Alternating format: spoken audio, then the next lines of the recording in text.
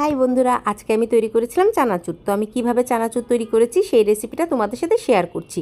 তো আমি এখানে 1.5 কাপ বেসন নিয়ে নিয়েছি। বেসনটাকে অবশ্যই চেলে নিতে হবে।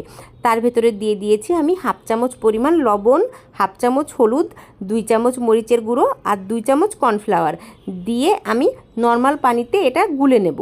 প্রথমেই পানি কিন্তু খুব বেশি দেয়া যাবে না, তাহলে কিন্তু বেশি পাতলা হয়ে যাবে। অল্প অল্প করে পানি দিয়ে একটা সুন্দর ব্যাটার তৈরি করে নিতে হবে। তারপরে আমি এখান থেকে কিছুটা তুলে রাখছি আলাদা একটা বাটিতে। এটাকে আমি আরও একটু পাতলা করে নেব। তো আমি আরও কিছুটা পানি দিয়ে এই ব্যাটারটাকে আর একটু পাতলা করে নিচ্ছি। এটা আমি বুন্দিয়ার মতো করে ভাজবো, সেটার জন্যই এটাকে আমি পাতলা করে নিলাম। আর এখানে নিয়ে নিয়েছি চিড়া আর বাদাম।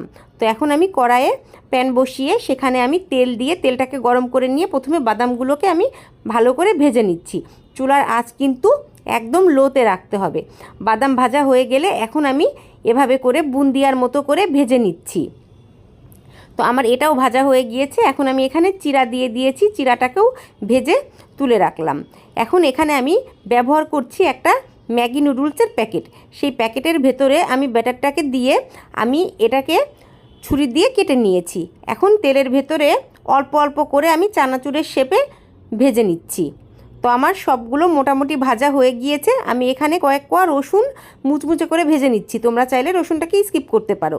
তো আমার সব কিছু ভাজা হয়ে গিয়েছে। এখন আমি এগুলোকে মিশিয়ে নিচ্ছি, চানাচুরগুলোকে আমি ভেঙে নিচ্ছি। আর এখানে আমি কিছু মশলা অ্যাড করে দেব।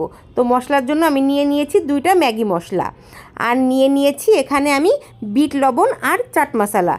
চাট মশলা দিয়েছি আমি 2 চামচ, আর বিট লবণটা আমি আমার স্বাদ মতো দিয়েছি।